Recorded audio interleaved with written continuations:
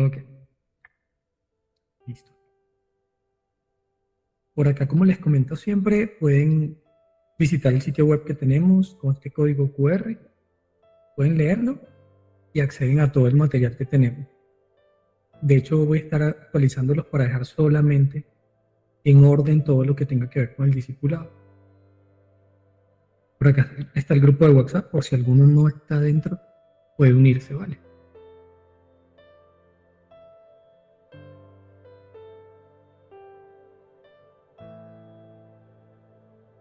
Importante que puedan encender las cámaras, los que quieran, tomar nota de todo lo que se está hablando, eliminar las distracciones, como les decía, levantar la mano si tienen dudas y comprobar todo lo que se diga por la palabra.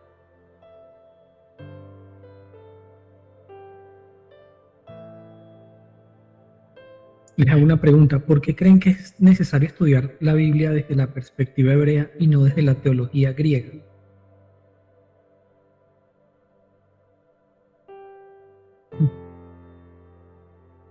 ¿Por qué será mejor?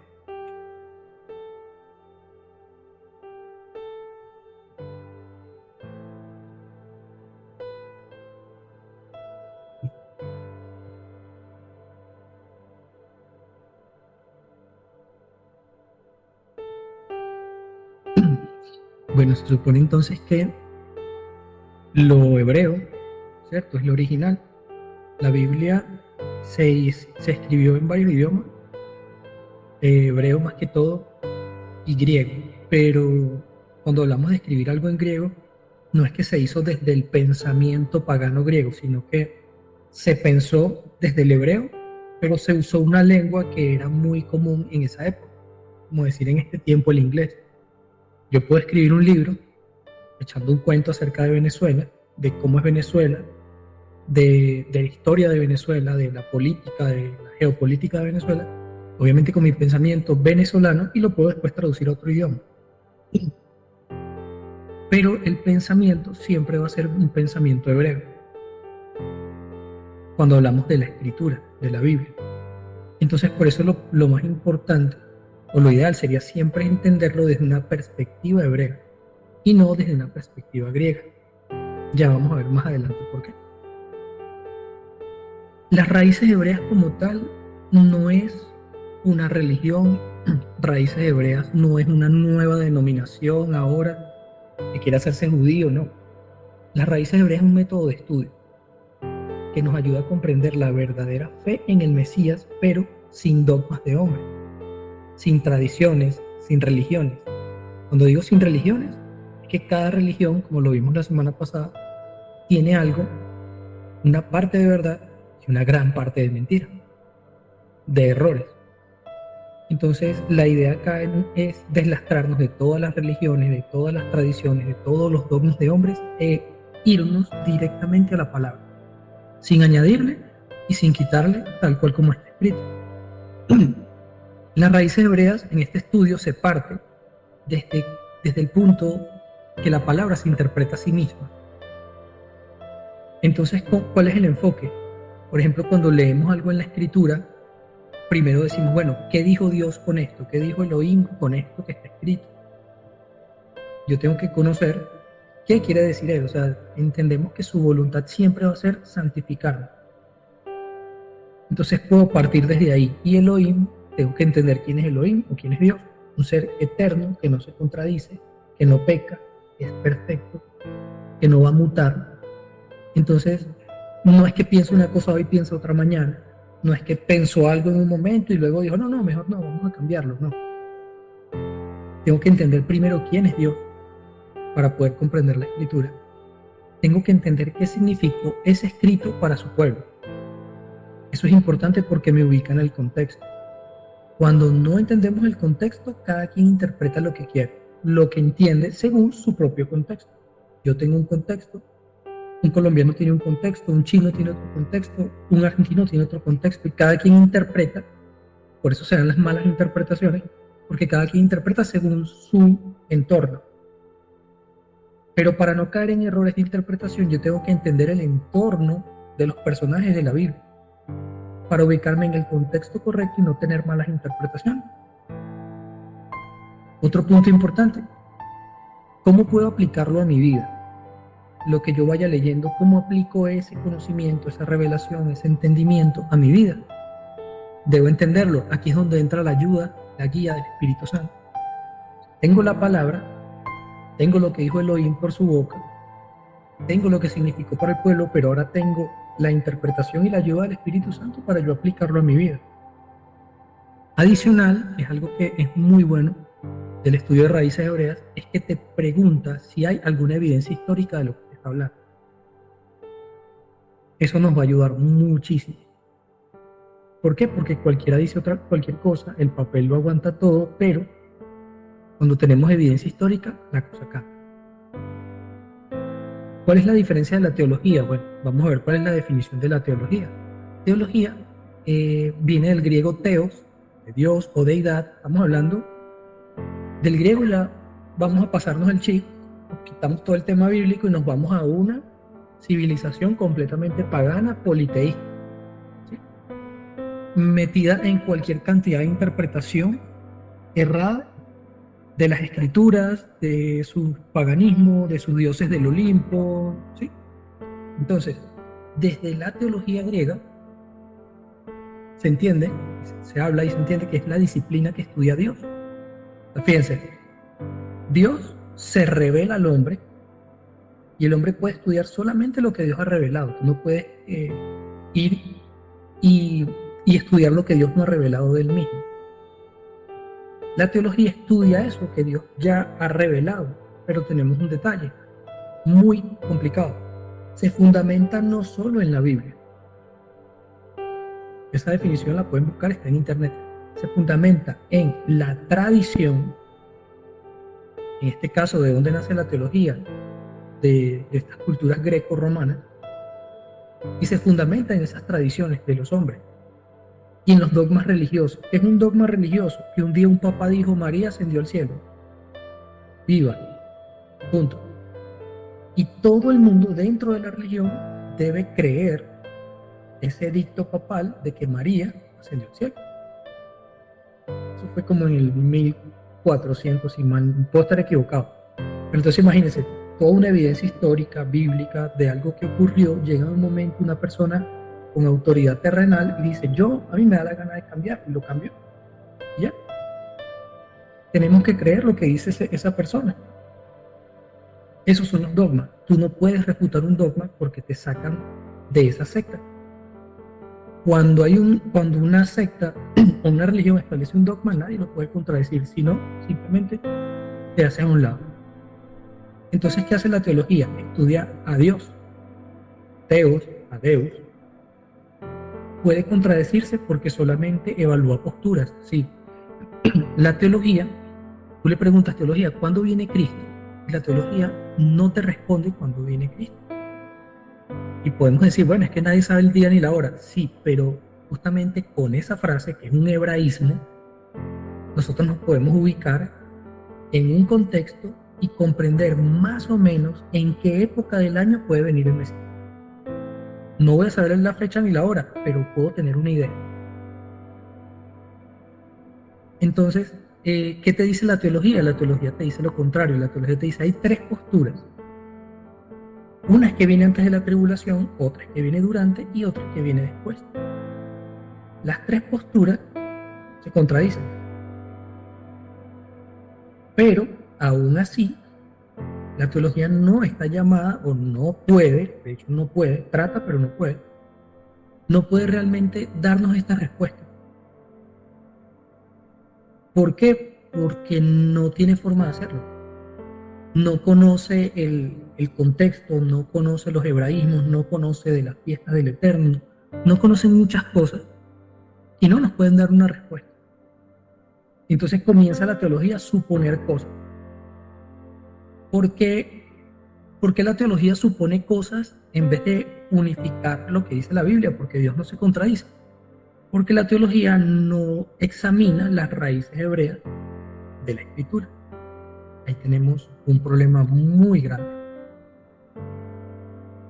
Entonces, le voy a compartir por acá una imagen que hace alusión también a temas teológicos, que al día de hoy están muy, pero muy en contra.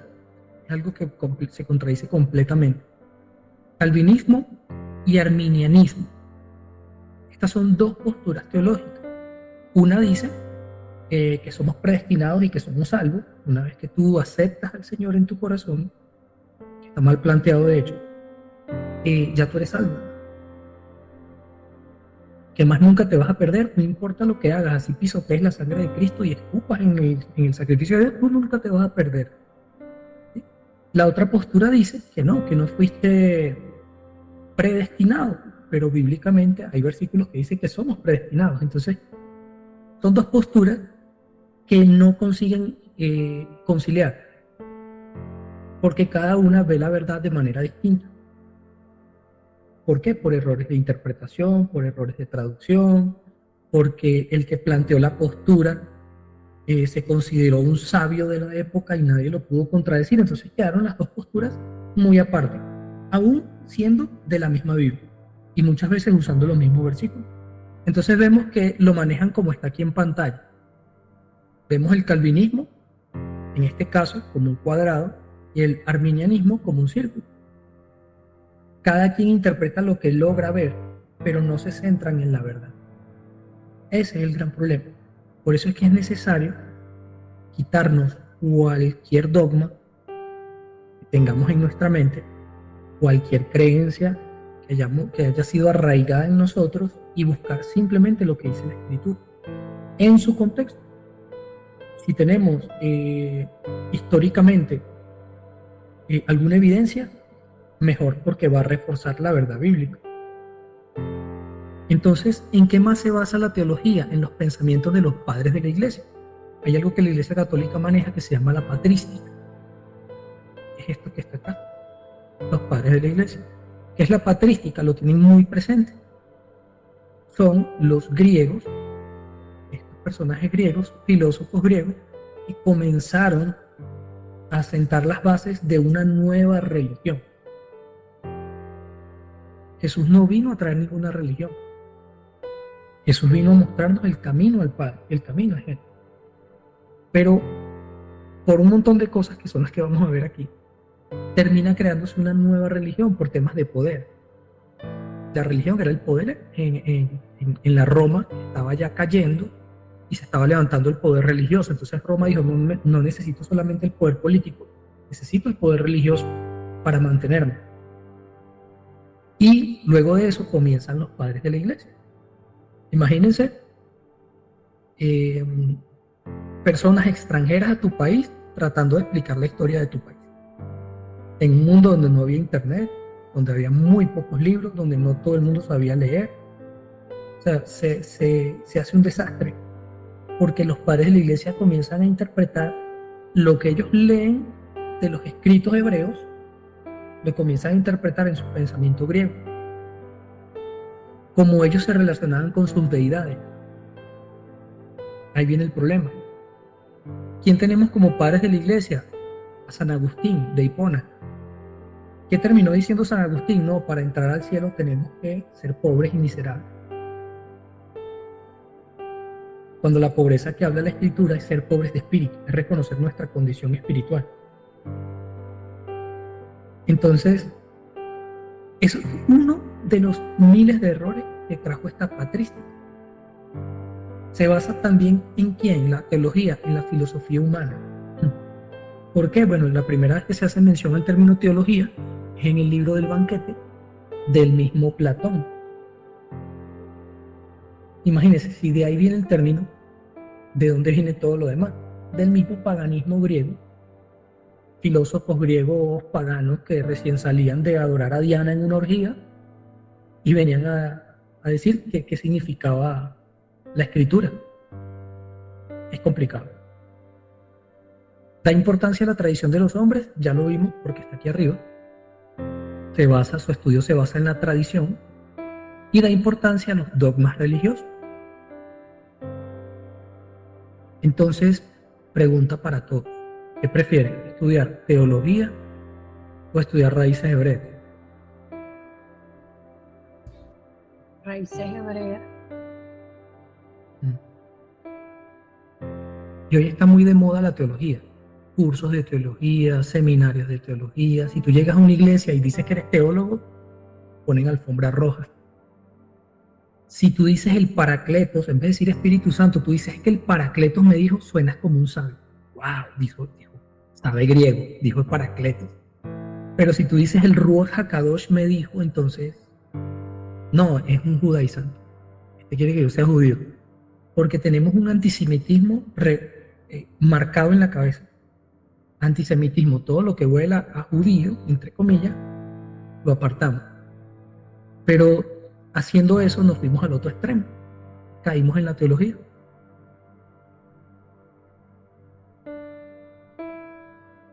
Entonces, ¿cómo nace la teología? ¿Cómo nace el rechazo hacia el pueblo de Dios? ¿Cómo nace esta falsa doctrina de la teología del reemplazo? Eso ocurre luego de las guerras judío-romanas. ¿Qué fueron las guerras judío-romanas? Bueno, los judíos por mucho tiempo fueron llevados cautivos por muchas naciones, por sus propios pecados. Entre ellas, la nación de Roma, que era un imperio realmente. Roma, fíjense acá, tuvimos 3 guerras judío-romanas. La primera fue en el 66 hasta el 70, después del Mesías.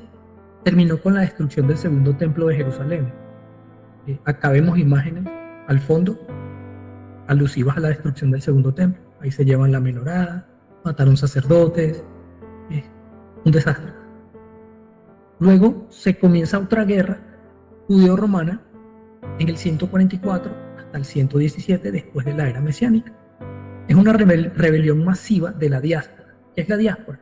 Judíos que estaban en Judea y que con esa primera guerra emigraron.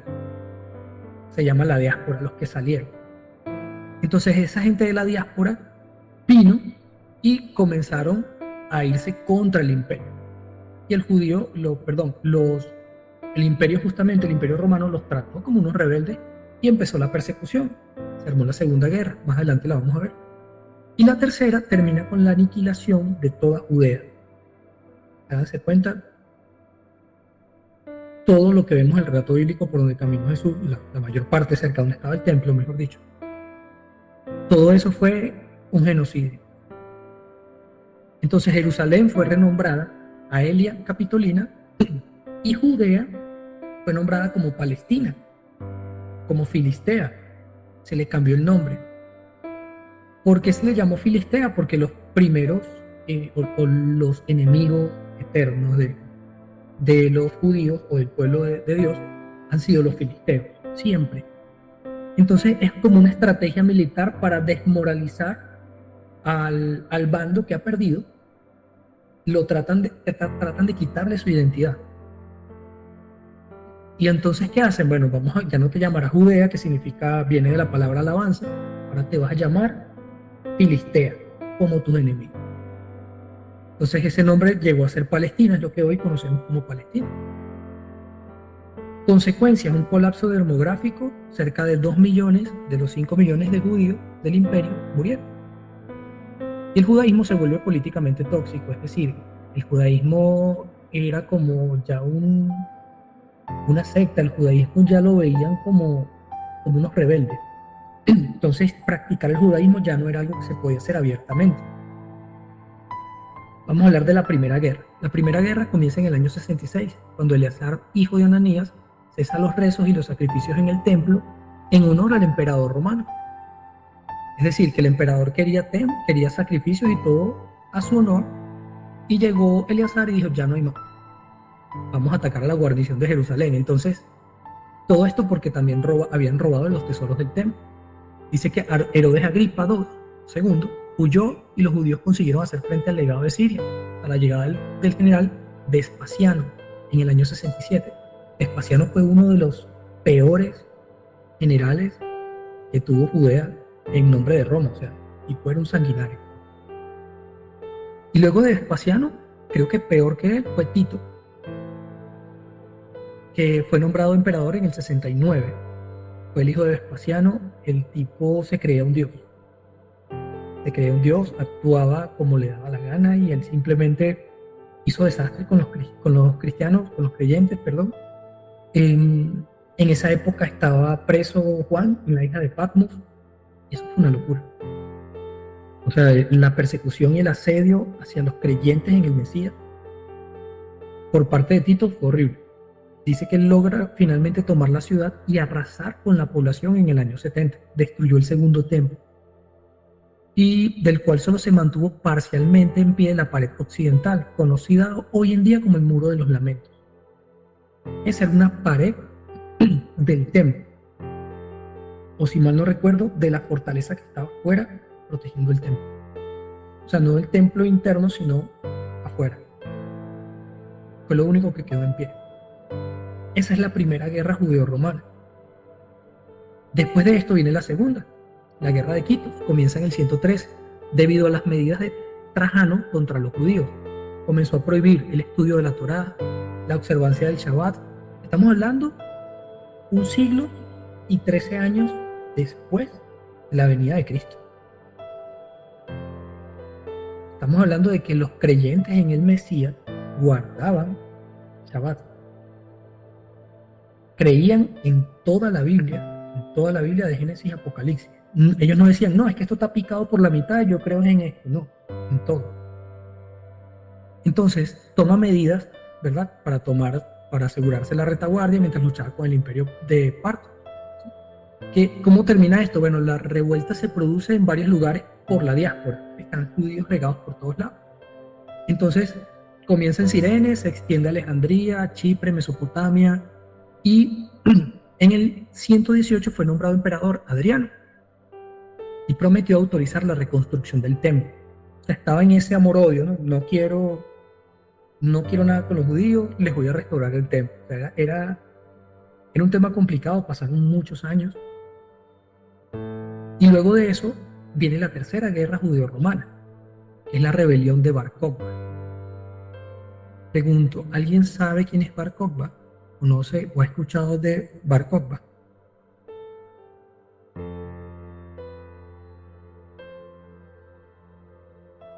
Nadie. Yo tampoco. Yo tampoco conocía a Bar Kokhba. Creo que vine a escuchar de él hace como año y medio.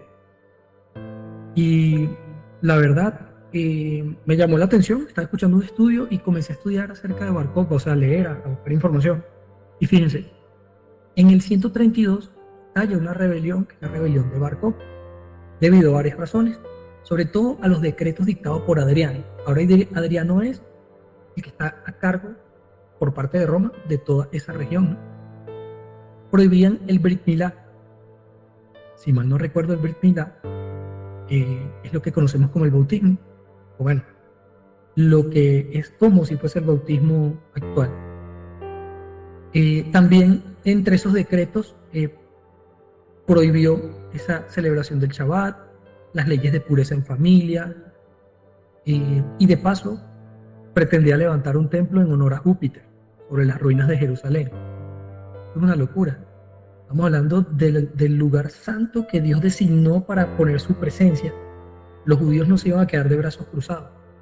Entonces viene Akiva ben Yosef, o hijo de José, y presidía en el Sanedrín y convenció al resto de los miembros de nombrar príncipe a Simón Bar Kokhba. ¿De qué estamos hablando cuando decimos príncipe? Estamos hablando de que lo nombró Mesías. Era el Mesías que ellos esperaban, un militar entrenado. Ese no iba a poner la otra mejilla, ese no iba a perdonar a los enemigos, era lo que esperaban los judíos. Y nombran a Bar Kokhba. Y el tipo declara la independencia frente al Imperio Romano, manteniendo a Israel durante 3 años como Estado independiente. Se independizó de Roma. ¿Qué creen ustedes que le puede pasar a Adriano si cuando el César pregunta cómo va la rebelión en Judea, Adriano, ya los aplastaste? No, se independizaron. Se levantó un tal Bar Kokhba y se independizó. ¿Cómo que se independizó? Tú eres loco. Mis tributos, mis esclavos, mi gente. Era muy sencillo. El César en cualquier momento podía decir, tráigame la cabeza de Adriano. Imagínense el estrés la ansiedad, la depresión en la que vivía Adriano, o en la que vivió por 3 años. Cualquier día el César te podía matar, te mandaba a matar y ya, por incompetente, por inepto, por miles de cosas que el César hubiese podido pensar. Entonces, claro, luego de todo eso, imagínense al punto de que estos 3 años Judea hizo sus propias monedas, hicieron monedas, ya no usaban las monedas romanas.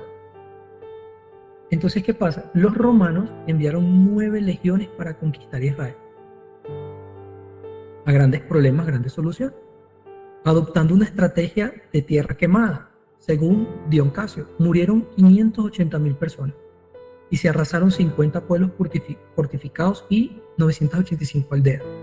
Bar Kokhba se refugió en la fortaleza de Betar, donde fue capturado y muerto por los romanos en el 135.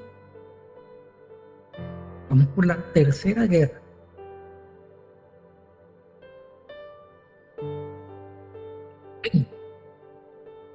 Jerusalén fue arrasada, obviamente, por ser la capital, y para evitar que los judíos volviesen, se construyó una ciudad romana, Aleia Capitolina. Se aposentó en una guarnición en el lugar donde se había levantado el templo. Y para completar la humillación, como les comentaba, se llamó desde entonces la región provincia de Palestina, eligiendo el nombre de los filisteos a quienes Roma identificó como enemigos de los judíos. La mayoría de la población fue asesinada, esclavizada o exiliada. La religión judía fue prohibida, con lo que el centro de la vida religiosa judía pasó a Babilonia. En el siglo IV, Constantino el Grande permitió a los judíos regresar a Jerusalén a lamentar su derrota una vez al año en el Muro de los Lamentos. Fíjense algo interesante que pasamos por encima. Siglo IV. ¿Cómo hacía un creyente en el Mesías que nadie le había dicho, Dios cambió el sábado por el domingo? No existía en ese momento. Nadie se le había ocurrido abolir un mandamiento de Dios. ¿Cómo hacían los judíos para seguir guardando el Shabbat?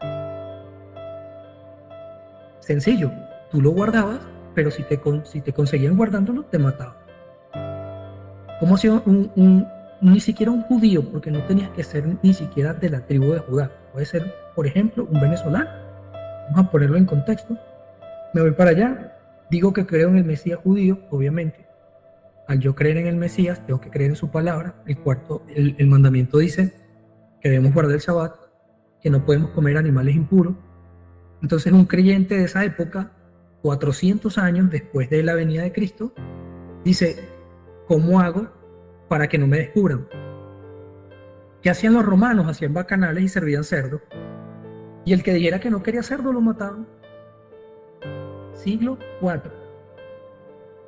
No había llegado esa teología del reemplazo a cambiar los mandamientos de Dios. Todavía no había cambio de mandamiento por parte de los hombres.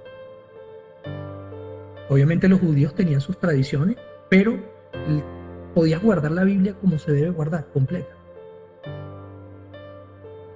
Cosa que hoy en día si se hace es un problema dentro de la religión, ¿no?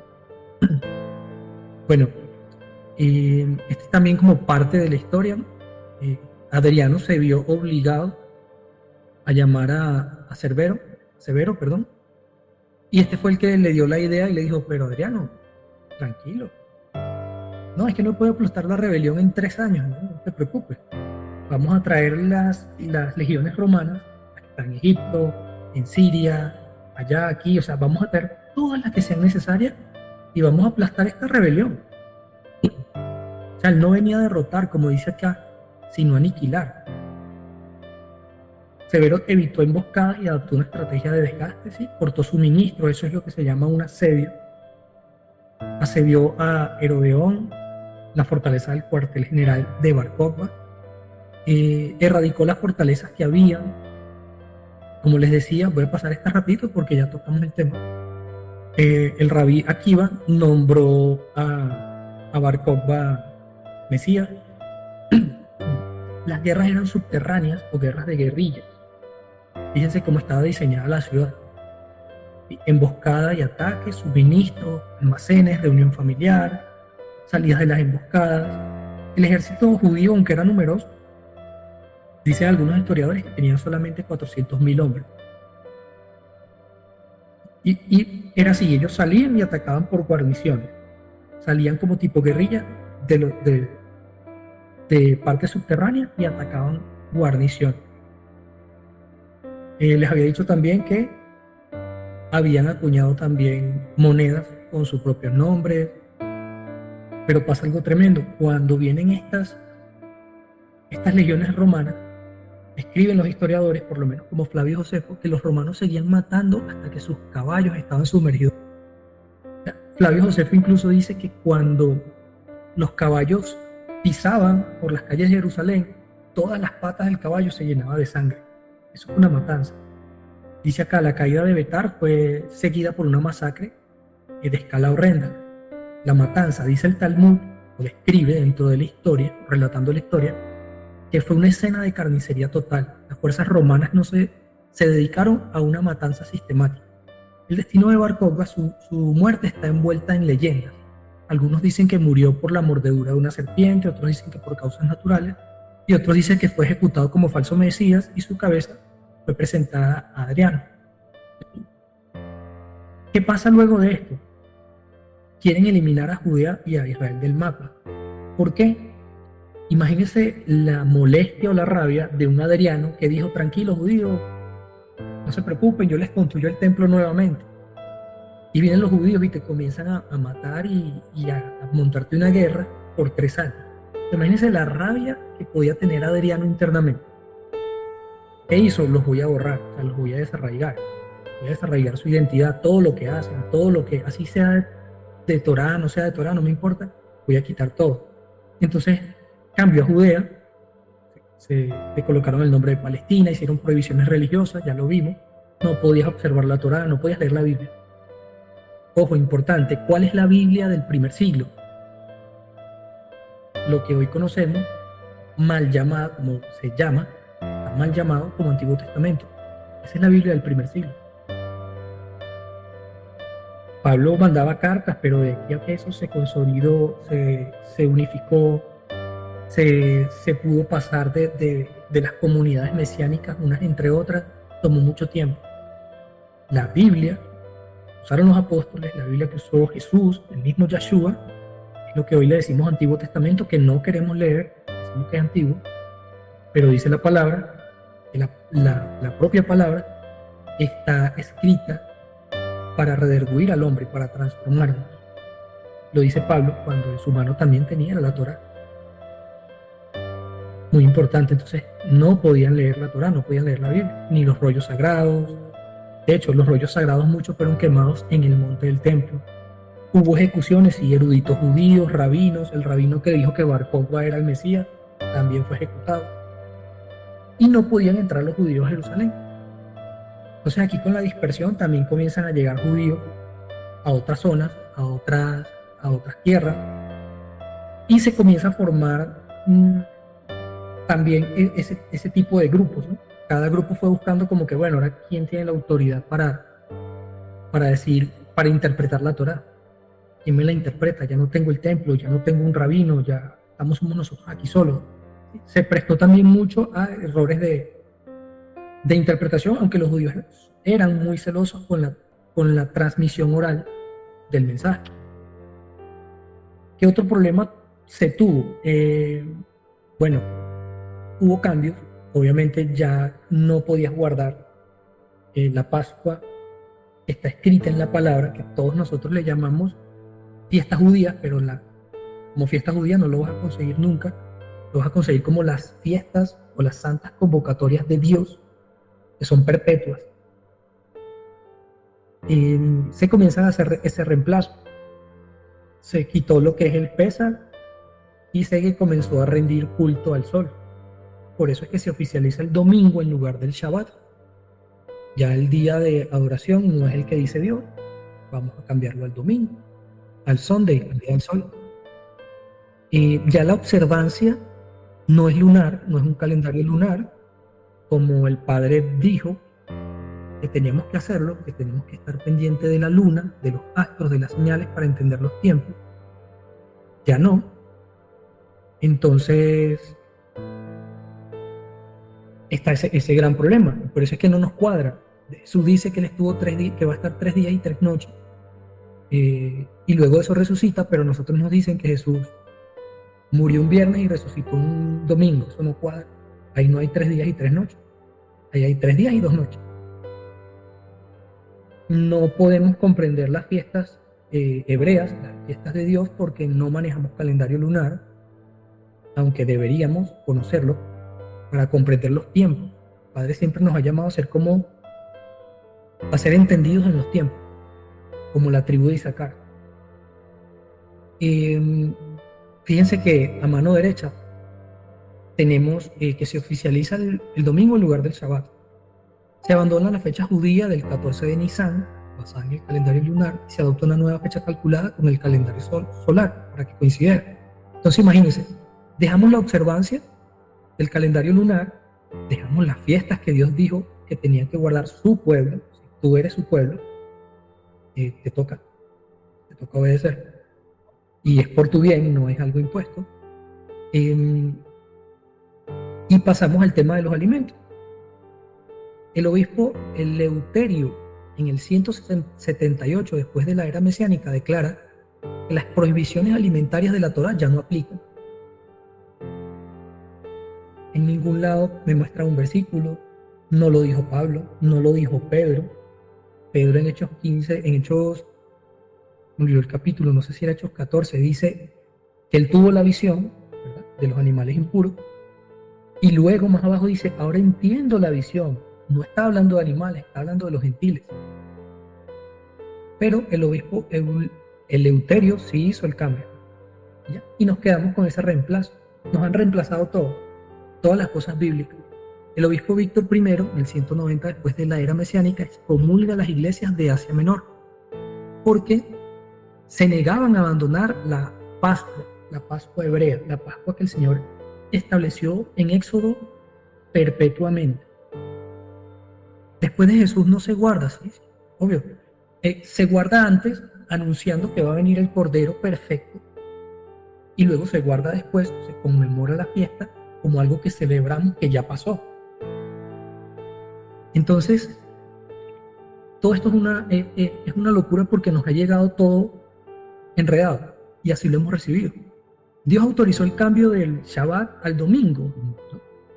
En ningún momento. El récord católico de Londres, Ontario I, el 1 de septiembre del 1923, dice: el domingo es nuestra, dice el Vaticano, nuestra marca de autoridad. La Iglesia está sobre la Biblia y eso transfiere la observancia del día de reposo de sábado como prueba de este hecho. Es decir, cambio el Shabbat para probar que estoy por encima de Dios, dice el Vaticano. El Catecismo del Convertido de Doctrina Católica 50 dice: nosotros observamos el domingo en vez del sábado, porque la Iglesia Católica en el Concilio de la Odisea 363 después de Cristo transfirió la solemnidad del sábado al domingo. Chévere. Un concilio romano dice: mira, yo no quiero guardar este mandamiento, vamos a cambiarlo. Sí, cambiémoslo. Y ya. Así de fácil. Esto es teología del reemplazo. El término Antiguo Testamento, hablamos de que lo que se consideraba Biblia o canon, el canon de Yeshua, el canon de Jesús, el canon de Pablo, el canon bíblico de la época, llegaba hasta Malaquías.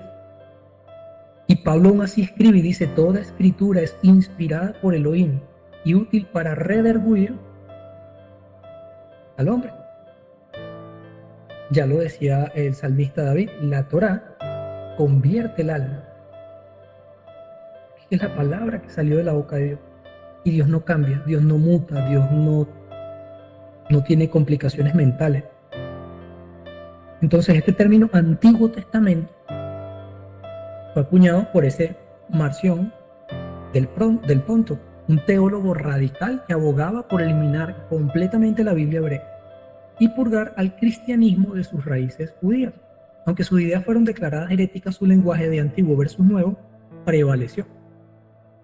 enmarcando la Biblia hebrea como superada, o sea, como algo que ya no tiene importancia. Hoy en día se predica más de las cartas de Pablo, que no estoy diciendo que no se pueden leer o que no, estoy 100% de acuerdo, que todo eso está inspirado por el Espíritu Santo y es necesario y es parte del canon y es parte de lo que nosotros debemos conocer porque nos ayuda, pero no podemos dar por abolido algo que no está abolido. Entonces, finalmente, ¿qué es la teología del reemplazo? Es conocida como una teología de suplantación o supersesionismo. Enseña que el pueblo de Israel ha perdido su lugar distintivo como pueblo escogido de Dios y ha sido suplantado por la iglesia. Ojo, aquí yo digo iglesia, yo digo la palabra iglesia y nos sentimos aludidos. Ah, José Miguel, está hablando en contra de la novia de Cristo, ¿no? Caíste de la gracia. Cuando hablamos de iglesia, el nombre o el término donde tenía que decir asamblea mesiánica, que algunas copias más antiguas o directas del hebreo mantienen cuando dice asamblea mesiánica, luego que Roma toma estos escritos, lo cambia y pone la palabra iglesia. ¿Por qué? Porque ella se autoproclamó la iglesia para quitar a los judíos y ponerse ella como garante, como la que está por encima de todo. Acuérdense, perdían poder militar, perdían poder político y crecía un movimiento de un tal Yeshua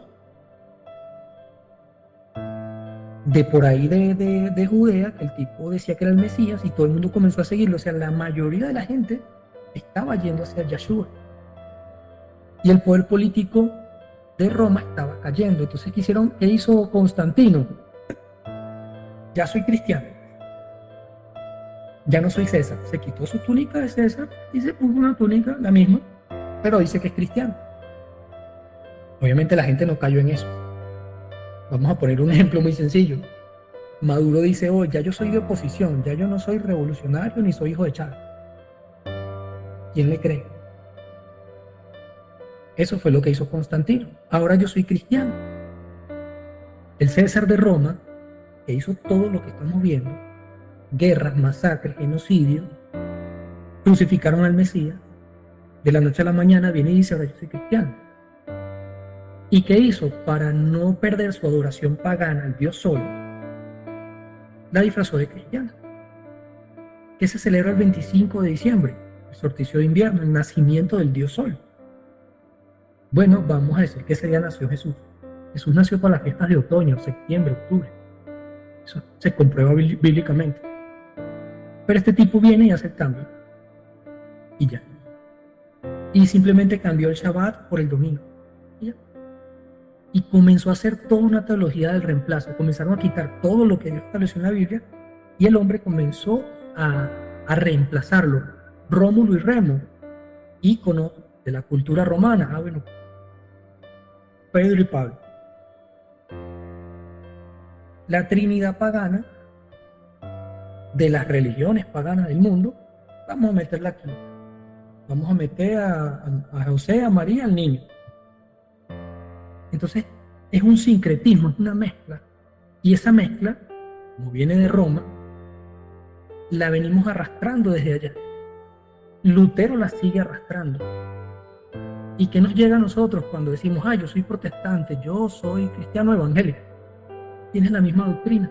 La base o el fundamento de tu doctrina es la misma teología del reemplazo. ¿Qué quiere el Padre? Que salgamos de todo ese paganismo, que salgamos de Babilonia y que salgamos de todo ese montón de mentiras. El tema es que para salir, primero hay que tener sensibilidad al Espíritu Santo. Y en segundo lugar, hay que estudiar.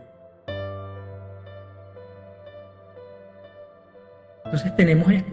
Tenemos un Yeshua, hebreo, que guarda la Torá,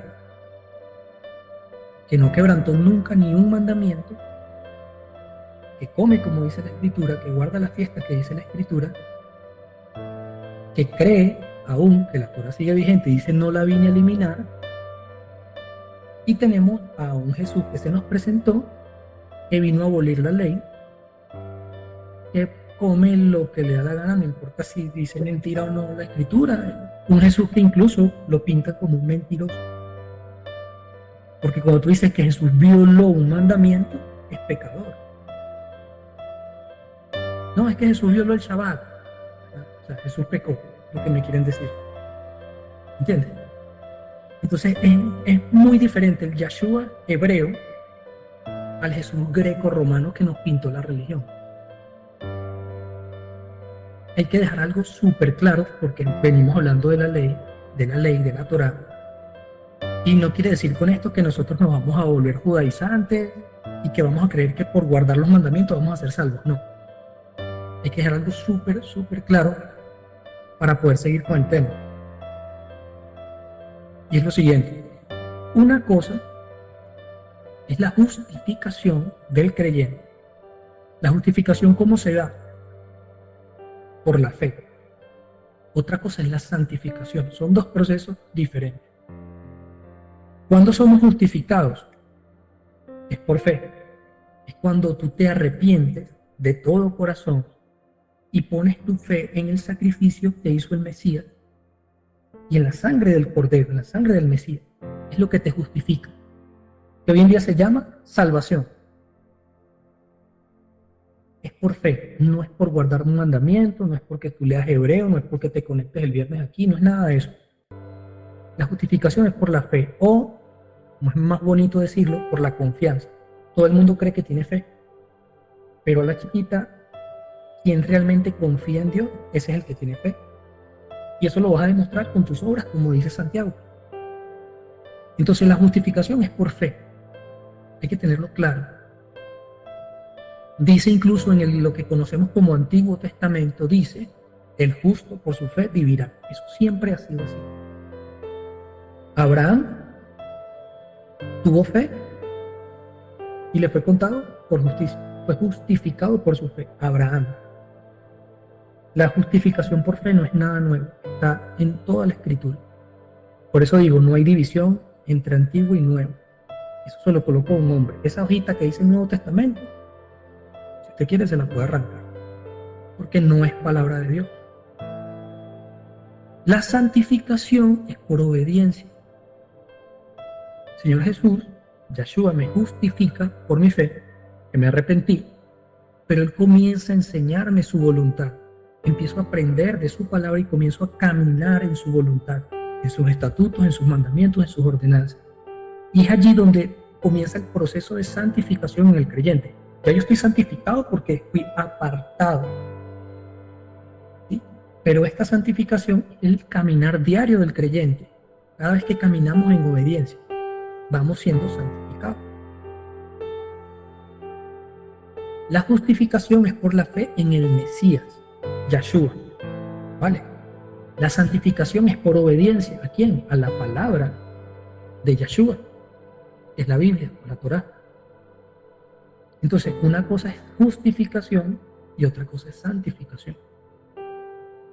¿Cuál es el libro más malinterpretado de toda la Biblia? El libro La Carta a los Gálatas.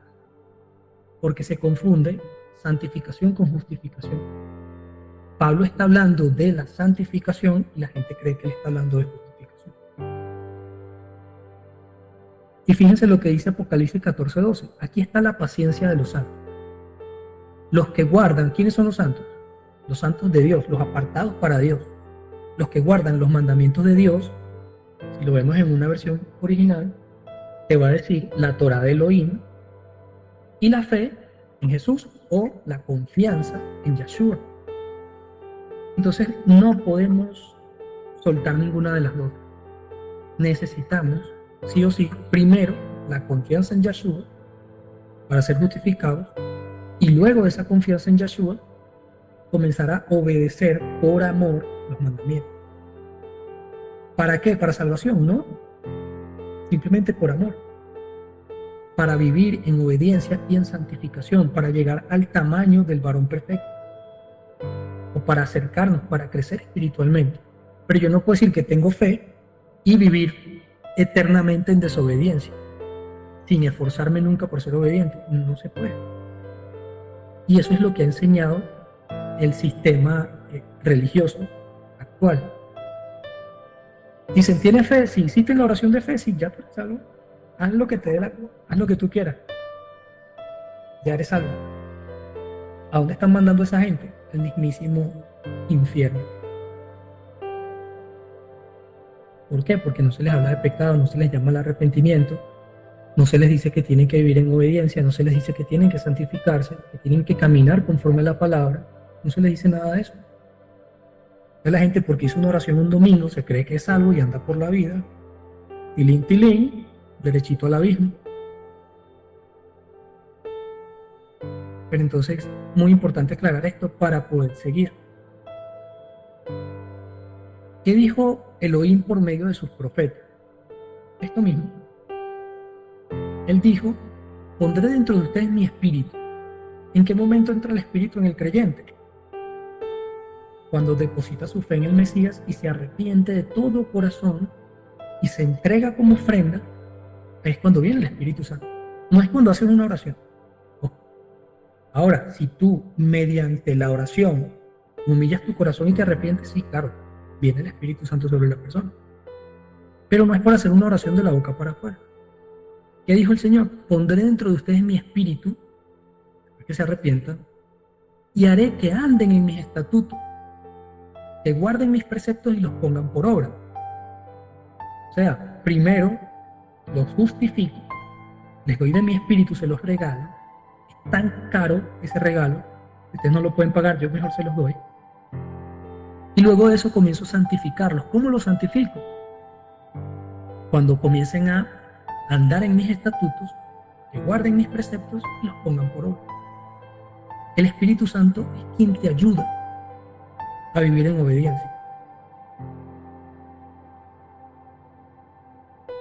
La teología del reemplazo o la falsa doctrina de la teología del reemplazo, ¿qué busca hacer? Busca reemplazar a Israel con una iglesia pagana. Ya les explico por qué pagana. El paganismo romano sigue dentro de la iglesia. No hay un cambio. Dentro de la iglesia católica, que dice Apocalipsis 17, que es la madre de todas las rameras. Ahí sigue el paganismo romano, el mismo paganismo de siempre. Ahora, Lutero nunca dejó de ser católico. Lutero simplemente hizo una crítica interna al sistema religioso y lo querían matar. Pero él nunca dijo, no, yo ya no soy romano. No, él de hecho estaba en contra de todo lo que olía a judío. Entonces, ¿qué busca la teología del reemplazo? Quitar todo lo que tiene que ver con lo hebreo. Cuando hablo de hebreo no me refiero a los judíos solamente, porque los judíos son una tribu de 12, me refiero a las 12 tribus completas, y a los dispersos que están por fuera. Y pretende decir, nosotros ahora somos el pueblo de Dios. Vamos a ver qué dice la Escritura. Romanos 11. Vamos a ver si tiene la razón Roma o si tiene la razón la Biblia. Les voy a compartir pantalla por aquí. De hecho, pantalla completa. Y miremos qué dice Romanos 11. Anótenlo, léanlo, revísenlo, estudienlo, apréndanselo, escudriñenlo. Dice así: digo pues, ¿ha desechado Dios a su pueblo? Una pregunta que hace Pablo. En ninguna manera. Bueno, pero es que José Miguel, a mí toda la vida me enseñaron que ya Dios había desechado a los judíos. Sí, pero no nos leyeron Romanos 11. Porque también yo soy israelita. Él no dice soy judío, dice soy israelita. De la descendencia de Abraham, de la tribu de Benjamín. Es otra tribu. De las 12 tribus que pertenecen o conforman a Israel. No ha desechado Dios a su pueblo, al cual desde antes conoció. ¿O no saben qué dice de Elías la Escritura? Cómo invoca a Dios contra Israel diciendo, Señor, a tus profetas le han dado a muerte. Tus altares han derribado y solo yo he quedado y procuran matarme. Elías, ya cansado del pueblo, trata de poner a Dios contra el pueblo. Y con toda razón. Pero ¿qué le dice el Señor o qué le dice la divina respuesta? Le dice, me he reservado 7,000 hombres que no han doblado rodilla ante Baal. O sea, no todos son malos ni todos están corruptos. Así también aún en este tiempo ha quedado un remanente escogido por gracia, no por obra. Y si por gracia, ya no es por obra. De otra manera, la gracia ya no es gracia. Por eso la escogencia, lo que hablamos hace rato del calvinismo y el arminianismo, que dicen somos predestinados, no somos predestinados. Dios predestinó a un pueblo. Ese pueblo lo predestinó por gracia, porque Israel no era la mejor nación del mundo. Israel eran también paganos, eran idólatras, eran politeístas. ¿Quién era Abraham cuando fue llamado? Vivía en Ur de los Caldeos. Su papá hacía artesanías paganas. Entonces no es por obra, nos llamó por gracia y eligió a Israel por gracia. La elección o la predestinación está sobre un pueblo llamado Israel. Ahora, ¿de qué depende que tú y yo seamos salvos o no? Si estamos dentro del pueblo injertados por fe o si estamos fuera del pueblo de Israel. Pero Él va a salvar al pueblo de Israel. Así el pueblo de Israel es constituido por una persona. Entonces la elección o la predestinación, que tanto se pelea la teología por décadas, se resuelve fácil en las raíces hebreas. Comienzas a entender, es un método de estudio, comienzas a entender que la predestinación no es a la persona, es al pueblo. Ahora depende de quiénes estén dentro de ese pueblo. Como que yo llegue aquí y diga hamburguesa y perro para todo el mundo gratis. Si usted no llegó, se quedó fuera. Es mi culpa, ¿no? Que no llegó. Pues tu elección no llegar. ¿Ya? Yo predestiné compartir eso con un montón de gente que estaba dentro del local, pero tú no llegaste. Entonces ahí está el tema de la predestinación y la no predestinación. Se resuelve sencillo con entender la escritura en su contexto original. ¿Qué otra cosa tenemos aparte de Romanos 11? Tenemos que la iglesia reemplazó el día de reposo, ya lo vimos. Vamos a revisarlo otra vez, tampoco más hacia atrás. Acá está. Dice el Vaticano, el domingo es nuestra marca de autoridad, como la marca del 666. Y la iglesia está sobre la Biblia. Entonces ellos creen que pueden cambiar la palabra de Dios porque tienen una bata encima y eso no es así. Y cambian los mandamientos de Dios como quieren. Entonces, grave. ¿Qué otra cosa hace la teología del reemplazo? Cambia el calendario bíblico por el calendario greco-romano, el gregoriano. Obviamente estamos de este lado. Aquí se maneja un calendario.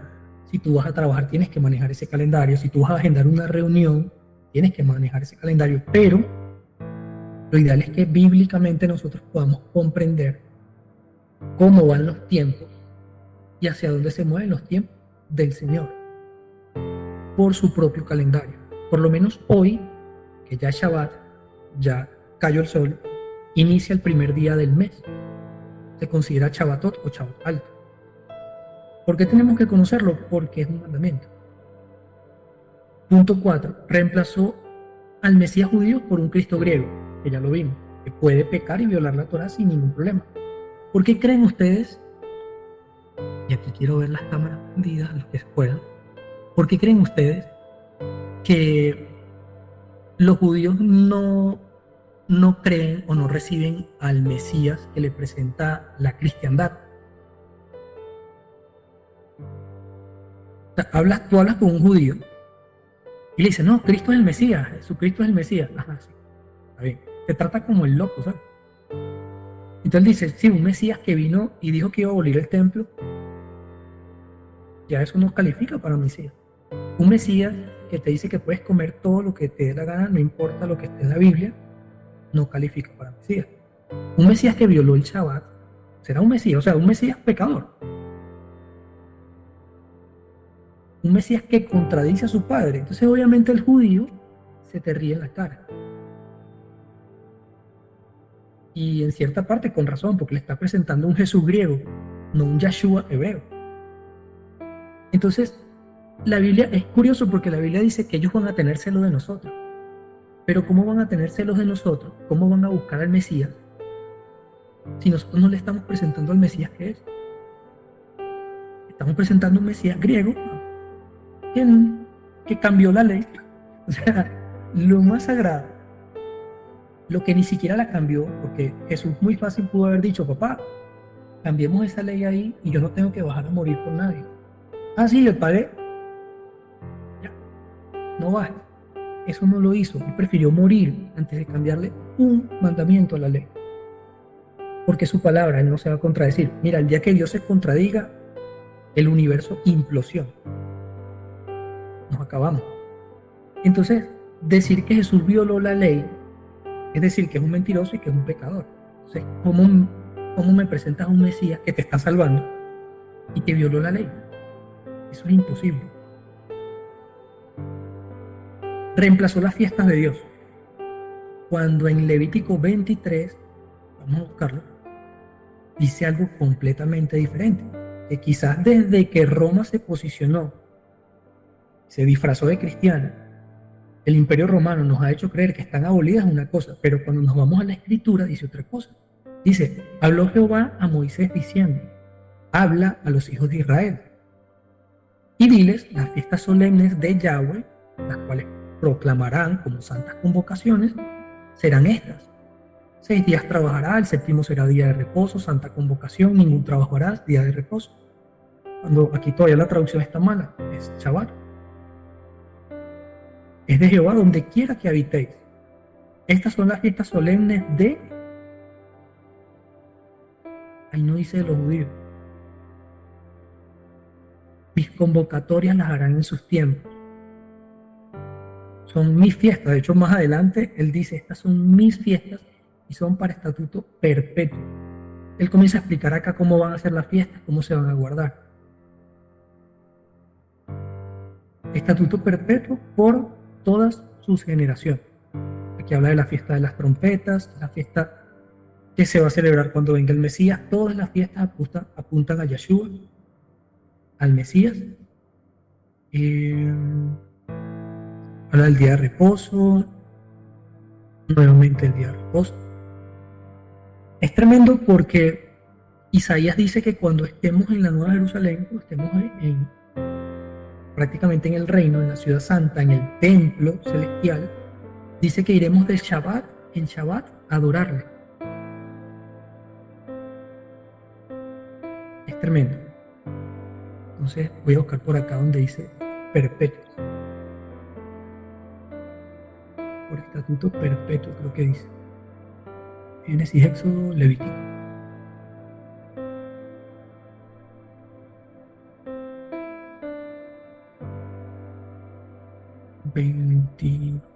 Me fui.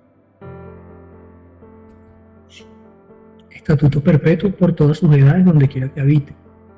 Convocarás en este mismo día santa convocación, ningún trabajo de siervo harás. Estatuto perpetuo, donde quiera que habites por todas tus generaciones. Ningún trabajo harás. Estatuto perpetuo por todas sus generaciones. Le harás fiesta a Yahweh por 7 días cada año. Estatuto perpetuo por todas sus generaciones. Bueno, perpetuo, perpetuo.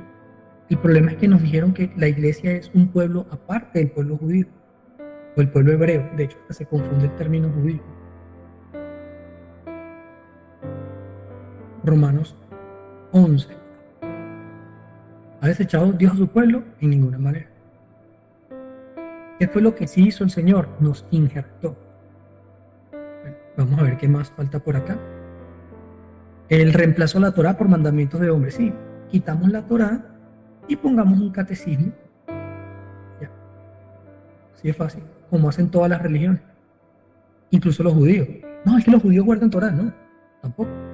Guardan sus propias tradiciones de hombres. Entonces nuestro llamado como remanente es volvernos a la Escritura. ¿Qué dijo Yeshua? Lo que les quería mostrar un poquito más adelante, y vamos a saltar todos estos versículos. Vamos a pasar por él. Si me aman, guarden mis mandamientos. Y el más adelante dice, mi doctrina no es mía, o sea, mis mandamientos no son los míos, no son mandamientos nuevos. Mis mandamientos son la doctrina del que me envió. Dice, mi doctrina no es mía, la enseñanza que traigo no es mía, sino del que me envió, del Padre. ¿Qué dijo Yeshua? No piensen que he venido a abrogar la Torá o los profetas, no he venido a abrogar sino para cumplir. Porque en verdad les digo que hasta que pasen el cielo y la tierra, ni una jota ni una tilde pasará de la Torá hasta que todo se haya cumplido. De manera que cualquiera que quebrante uno de estos mandamientos muy pequeños, y así enseña a los hombres, muy pequeño será llamado en el reino de los cielos. mas cualquiera que los haga y los enseñe será llamado grande en el reino de los cielos. Viene la parte más complicada. Porque les digo que si su justicia no es mayor a la de los escribas y fariseos, que algo pequeñito por lo menos guardaban de la Torá, no entrarán en el reino. ¿Qué dijo Dios por medio de Pablo? No son los oidores de la ley los justos ante Dios, sino los hacedores de la ley. No por hacerla, no porque sea por obra, sino que la obra confirma que tu fe es genuina y la justificación es por la fe. Pero si confiamos en Yeshua, eso no quiere decir que la ley ya no sirva. Al contrario, si confiamos en Él, la ley cobra más valor. Por esto te confieso que según el camino que ellos llaman herejía, como nos pueden decir a nosotros, le dice Pablo, así sirvo yo al Dios de mis padres, creyendo todas las cosas que en la Torá y en los profetas están escritas. Año 40 después de Cristo. Cuando estuve con los que no conocen la Torá, me he comportado como uno de ellos. Lo hice para ayudar a salvarlos también a ellos. Aunque en realidad yo nunca dejo de estar bajo la Torá de Elohim o de Dios. De hecho, estoy bajo la ley de Cristo. Primera de Corintios, Romanos 3:20. Ya que por las obras de la ley, ningún ser humano será justificado delante de él. Porque por medio de la ley es conocimiento del pecado. Asimismo es. No hay justificación por guardar los mandamientos. Los mandamientos se guardan por amor y por obediencia, no para ser justificado. Todo aquel que comete pecado, dice Juan, en el Nuevo Testamento, no sé en qué año, pero pónganle también un 60 después del Mesías, por ahí cerca. Mucho tiempo ya como que para que Pablo hubiese dicho, no guardemos la Torá, olvídense de eso. Eso ya quedó abolido. No. Viene Juan y dice, el que comete pecado infringe la Torá, porque el pecado es infracción de la Torá. ¿Qué dijo Elohim por medio de Pablo? De manera que la ley, la verdad, es santa, el mandamiento es justo, santo y bueno. El mandamiento no es malo, malos somos nosotros que somos pecadores. Porque sabemos que la ley es espiritual, la ley no es carnal. Romanos 7:14, la ley es espiritual. El problema es que yo soy carnal vendido al pecado. Y dice Pablo, según el hombre interior, según mi hombre interior, me deleito en la ley de Elohim. Romanos 8, del 1 al 2, así pues, ya no hay ninguna condenación para los que están en unión con el Mashiach, Yeshua. ¿Por qué? Porque la Torá del Espíritu o del Ruach, la cual produce vida, está en unión con el Mashiach, que me ha librado de la Torá, fíjense que está en minúscula, del pecado y de la muerte. O sea, hay una ley, la ley del Mesías, es la Torá, la ley, se traduce como ley, y está la ley del pecado y de la muerte. Es otra ley.